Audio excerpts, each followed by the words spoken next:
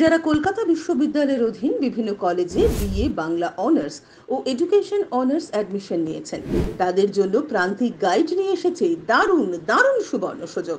ভালো রেজাল্টের সেরা ঠিকানা number 1 coaching centre Prantik guide.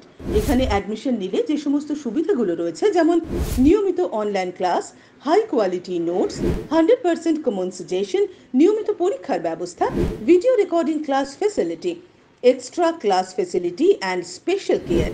এছাড়াও পাস কোর্সের সমস্ত বিষয়ের নোটস, সাজেশন সহ ফুল সাপোর্ট অ্যান্ড গাইড। স্বল্প পারিশ্রমিকে এত ভালো সুবিধে কোথাও পাবেন না, তাই আমাদের সেন্টারে অ্যাডমিশন নিয়ে নিন। ক্লাস করাবেন স্বনামধন্য শিক্ষক ও লেখক রাজর্ষি হালদার। ভালো রেজাল্টের স্বপ্নকে বাস্তবায়িত করতে হলে প্রান্তিক guide first choice and best choice. তাই আজই নাম এনরোল করুন। শীঘ্রই ক্লাস শুরু হবে। সমস্ত পরিষেবা ফ্রিতে পেতে ভিজিট করুন আমাদের YouTube channel and Facebook page Prantik guide. আমাদের অফিস জয়নগর, দক্ষিণ Barasat and Raidighi. Phone number 8101787705। নমস্কার, প্রান্তিক গাইডে সবাইকে শুভেচ্ছা অভিনন্দন। আজ আমি নিয়ে এসেছি কলকাতা বিশ্ববিদ্যালয় BA second semester Bangla honours, 4 years Bangla honours and honours with research DS CC 2 পেপারের লাস্ট মিনিট ফাইনাল সাজেশান। যদিও পূর্বে আমি এই পেপারের উপর একটা সাজেশান দিয়েছি, আজকে দিয়ে দিচ্ছি একেবারে লাস্ট মিনিট ফাইনাল সাজেশান। সেখান থেকে কমিয়ে দেবো, সুপারস্টার মেরে দেবো, কম স্টার মেরে দেবো। যেগুলো দেবো শুধুমাত্র সেগুলোই পড়ে যাও, অবশ্যই কমন পাবে। প্রান্তিক গাইডের suggestion best quality number 1 suggestion. প্রান্তিক গাইডের সাজেশন ফলো করলে অন্য কোনো সাজেশন ফলো করার প্রয়োজন পড়বে না। ভালো রেজাল্ট করতে গেলে প্রান্তিক গাইডের suggestion best choice and first choice. তাই অবশ্যই চ্যানেলের সঙ্গে থাকবে, সাবস্ক্রাইব করবে। যদি কেউ এই পেপারের উপর নোটস নিতে চাও তাহলে স্ক্রিনে দেওয়া নাম্বারে যোগাযোগ করবে এবং আমাদের সেন্টার থেকে অনলাইন ক্লাস দেওয়া হয়। যারা অনলাইন ক্লাস করতে চাও অবশ্যই স্ক্রিনে দেওয়া নাম্বারে যোগাযোগ করবে, সমস্ত কিছু হেল্প পেয়ে যাবে। প্রান্তিক গাইডের সঙ্গে থাকো, অবশ্যই তোমাদের ভালো রেজাল্ট হবে, সমস্ত কিছু হেল্প পেয়ে যাবে। তোমাদের এই পেপারে রয়েছে লিঙ্গুইস্টিক অর্থাৎ ভাষাতত্ত্ব। এই ভাষাতত্ত্ব পেপারটা কিন্তু খুব ডিফিকাল্ট, আমি পূর্বে বলেছি সাজেশনের সময়। এই পেপারে যে যত ভালো গ্রামার প্র্যাকটিস করে রাখতে পারবে মডিউল 1, 2, 3 তিনটে জায়গা থেকে, সে কিন্তু তত ভালো মার্কস পাবে। ভালো নাম্বার পেতে গেলে 80% অ্যাবাভ। আমি কিন্তু সবসময় বেশি নাম্বারের উপর জোর দিই। পাস করতে গেলে খুব বেশি পড়তে লাগে না। ভালো রেজাল্ট করতে গেলে কিন্তু প্রচুর প্রিপারেশন নিতে হয়, প্রচুর পড়াশোনা করতে হয়। ভালো রেজাল্ট করতে গেলে অবশ্যই কিন্তু ভালো করে পড়াশোনা করতে হবে এবং ব্যাকরণ অংশগুলো, গ্রামার অংশগুলো অবশ্যই ভালো করে প্র্যাকটিস করতে হবে। গ্রামারের উপর যার যত ভালো দক্ষতা থাকবে সেই কিন্তু তত ভালো নাম্বার পাবে। আশা করবো ব্যাকরণ অংশগুলো তোমরা খুব ভালো করে প্র্যাকটিস করেছো।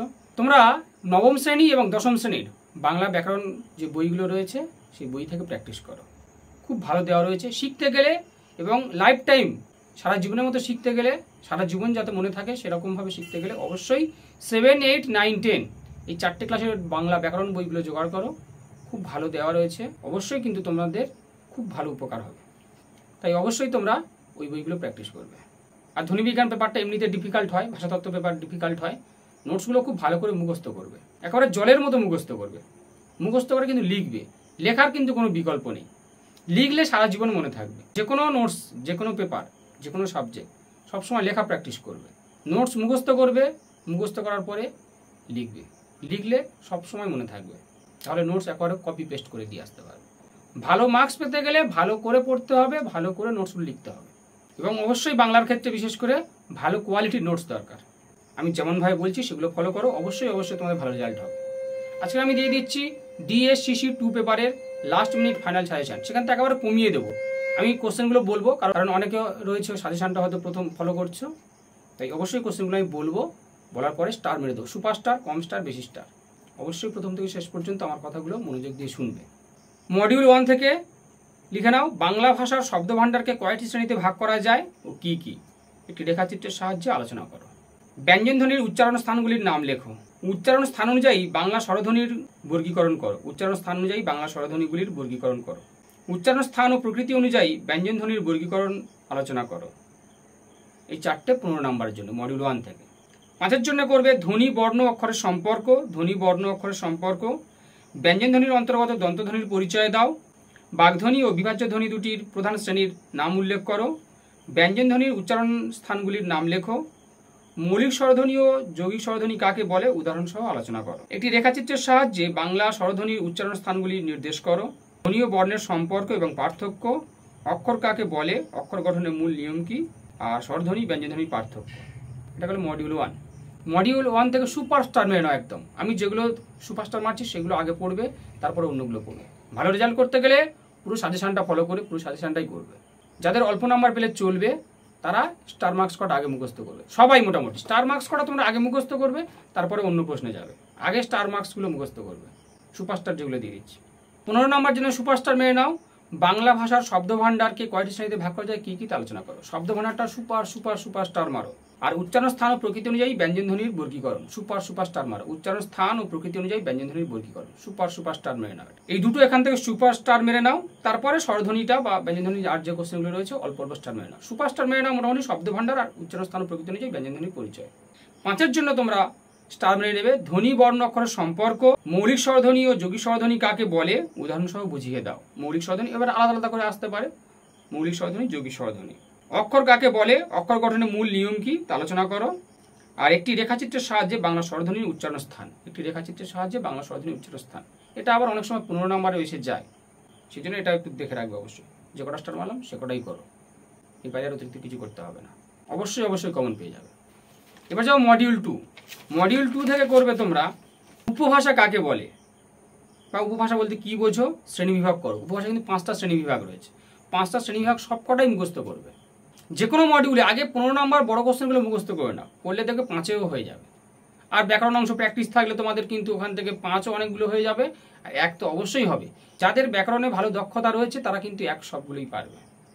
1 নম্বরের জন্য অবশ্যই ব্যাকরণের দক্ষতা দরকার। একটা উদাহরণ দেবে, দিয়ে বলে এটা কোন কারক নির্ণয় করো, সমাস নির্ণয় করো, প্রত্যয় নির্ণয় করো, সব নির্ণয় পড়বে। একটা শব্দ দেবে, দিয়ে বলে ধ্বনি পরিবর্তনের কোন রীতি। অবশ্যই ব্যাকরণ অংশগুলো খুব ভালো করে প্র্যাকটিস করো। তাহলে উপভাষা কাকে বলে, শ্রেণীবিভাগ করো, মানে 5টা শ্রেণীবিভাগ সবকটাই করতে হবে। তার বৈশিষ্ট্যগুলি আলোচনা করো, শ্রেণীবিভাগগুলোর বৈশিষ্ট্য, অর্থাৎ রাঢ়ী বাঙালি যে শ্রেণীবিভাগগুলো রয়েছে প্রত্যেকের ভাষাতাত্ত্বিক বৈশিষ্ট্য। ভাষাতাত্ত্বিক বললে ধ্বনিতাত্ত্বিক বৈশিষ্ট্য, রূপতাত্ত্বিক বৈশিষ্ট্য। ভাষাতাত্ত্বিক বৈশিষ্ট্য বলে ধ্বনিতাত্ত্বিক বৈশিষ্ট্য 5টা আর রূপতাত্ত্বিক বৈশিষ্ট্য 5টা দিতে হবে অবশ্যই মিনিমাম। পরের প্রশ্ন হচ্ছে শব্দের ধ্বনি পরিবর্তন বলতে কি বোঝো, ধ্বনি পরিবর্তনের কারণগুলি আলোচনা করো। শব্দার্থ পরিবর্তন কাকে বলে, শব্দার্থ পরিবর্তনের শ্রেণীবিভাগ করো। শব্দার্থ পরিবর্তনের ধারা বা সূত্রগুলি আলোচনা করো। শব্দার্থ পরিবর্তনের কারণগুলি কি কি তা আলোচনা করো। প্রশ্ন, ধ্বনি পরিবর্তনের যে কোনো 3টি সূত্র আলোচনা করো। যে কোনো 3টি সূত্র কি কি রয়েছে, অপিনিহিতি, অভিশ্রুতি, স্বরসঙ্গতি, স্বরভক্তি, ধ্বনি বিপর্যয় বা বর্ণ বিপর্যয়, স্বরসঙ্গতি, এগুলো সব মোটামুটি ধ্বনি পরিবর্তন সূত্র। এইগুলো সব কটা করো, আমি 5 নম্বরের হয়ে যাবে বলে দিচ্ছি। তা যে কোনো 3টে সূত্র মোটামুটি তোমাকে লিখতে হবে, যে কোনো 3টে, অপিনিহিতি, অভিশ্রুতি, স্বরভক্তি, 3টে লিখে দিলে হয়ে গেল। তোমরা এখান থেকে মানে সুপারস্টার মেরে নেবে একদম, জেনুইন বলে দিচ্ছি। উপভাষা বলতে কি বোঝো, উপভাষা শ্রেণীবিভাগ সব কটা করবে, কারণ ওটা সব কটা করলে 5এও হয়ে যাচ্ছে। উপভাষাটা করছো, শব্দার্থ পরিবর্তনের ধারা বা সূত্র, সুপারস্টার মারো, এই দুটো সুপারস্টার মেরে নাও। উপভাষা আর শব্দার্থ পরিবর্তনের ধারা বা সূত্র, উপভাষা, শব্দার্থ পরিবর্তনের ধারা বা সূত্র, আর ধ্বনি পরিবর্তন যে কোনো 3টি সূত্র আলোচনা করো। এটা করো, এই জন্য 5এরও হয়ে যাবে। কি কি না, সমীভবন, অপিনিহিতি, অভিশ্রুতি, নাসিক্যী ভবন, জোর কলম শব্দ, ধ্বনি বিপর্যয় বা বর্ণ বিপর্যয়, স্বরভক্তি, স্বরসঙ্গতি। সমীভবন, অপিনিহিতি, অভিশ্রুতি, নাসিক্যী ভবন, জোর কলম শব্দ, ধ্বনি বিপর্যয় বা বর্ণ বিপর্যয়, আর স্বরভক্তি, স্বরসঙ্গতি। এই কটা করলে তোমাদের ধ্বনি পরিবর্তনের সূত্রটা হয়ে যাচ্ছে, প্লাস 5এরও হয়ে যাচ্ছে। 5এর এই কটা থেকে একটা আসবে, আর উপভাষা থেকে একটা আসবে, এটা বলে দিলাম। উপভাষা 5টা শ্রেণীবিভাগ সব কটাই করো। উপভাষা আর শব্দার্থ পরিবর্তনের ধারা বা সূত্র অবশ্যই একটা 15 নম্বরে পাবে। তাহলে মডিউল 2 কমপ্লিট। এবার যাও মডিউল 3-তে। মডিউল 3-তে তোমরা করবে বচন, লিঙ্গ, সন্ধি। এগুলো তোমরা নিচু ক্লাসেও পড়ে এসেছো, তোমরা 7-8 বইটাই ফলো করো। 7-8 বইটাতে দেখবে খুব ভালো দেওয়া রয়েছে। বচন, লিঙ্গ, পুরুষ, ওই বই থেকেই নোটসগুলো লিখবে, খুব ভালো। বচন, লিঙ্গ, পুরুষ, সন্ধি, বচন, লিঙ্গ, পুরুষ, সন্ধি, এগুলোর উপর আর জোর দেওয়া কি আর না জোর দেওয়া কি আছে, এ কটা অবশ্যই তোমাদের মুখস্থ রয়েছে, জানা রয়েছে। এগুলো একবার দুবার পড়লে হয়ে যাবে। মডিউল 3 খুব সহজ। বচন, লিঙ্গ, পুরুষ, সন্ধি 4টে খুব ভালো করে করো। বচন, লিঙ্গ, পুরুষ, সন্ধি খুব ভালো করে করো। আর অতিরিক্ত হচ্ছে কারো। বচন, লিঙ্গ আশা করি কারোর একবার বেশি দ্বিতীয়বার পড়ার দরকার পড়বে না, শুধু উদাহরণগুলো মুখস্থ রাখতে হবে। বচন, লিঙ্গ, সন্ধি, এই 3টের হচ্ছে 2-3টে করে সংজ্ঞা। ধরো লিঙ্গ, পুংলিঙ্গ, স্ত্রীলিঙ্গ, ক্লিবলিঙ্গ, উভয় লিঙ্গ, এই 4টে লিঙ্গের সংজ্ঞা, আর শুধু একাধিক শুধু উদাহরণ মুখস্থ করে রাখো, যেটা অতি সহজ। বচনের ক্ষেত্রেও তাই, এক বচন আর বহু বচন। এক বচন কাকে বলে, বহু বচন কাকে বলে, এটার আবার কি, এটা যে 7-8 পড়ে সেও পারবে। আর শুধু উদাহরণ মুখস্থ করে রাখো, হয়ে গেল। আর সন্ধি কাকে বলে, স্বরসন্ধি আর ব্যঞ্জন সন্ধি, তার উদাহরণগুলো। হয়ে গেল। পুরুষ, উত্তম পুরুষ, মধ্যম পুরুষ, প্রথম পুরুষ, 3টে পুরুষের সংজ্ঞা আর উদাহরণ। খুব সহজ এই মডিউলটা, এই মডিউলটা খুবই সহজ। এই বচন, লিঙ্গ, পুরুষ, সন্ধি 4টা খুব ভালো করে মুখস্থ করো। এই মডিউল থেকে যদি আর কিছু না করতে চাও, যারা কম পড়াশোনা করেছো, আমি মনে করি এই 4টেই শুধু করো, আর কিচ্ছু করতে হবে। আর কারক, একটা রয়েছে কারক, এটাও খুব ভালো কিন্তু, কারণ কারকও সহজ। এবার অতিরিক্ত হিসাবে তোমরা করবে প্রত্যয় আর সমাস আর ক্রিয়ার কাল। প্রত্যয়, সমাস, ক্রিয়ার কাল। কারক করলে বিভক্তিটা হয়ে যাচ্ছে যদি টিকা এসে যায়, তাও বলছি করার দরকার নেই। যারা করতে চাও করো, অসুবিধা নেই। বিভক্তি যারা করতে চাও বা ক্রিয়ার কাল যারা করতে চাও করো, অসুবিধা নেই। আমি বলবো প্রত্যয় আর সমাস এই দুটো দেখে রাখো, পড়ে রাখো, অন্তত যেন লিখতে পারো তেমন ভাবে। মোটামুটি বচন, লিঙ্গ, পুরুষ, সন্ধি 4টে সুপারস্টার মেরে আগে মুখস্থ করো।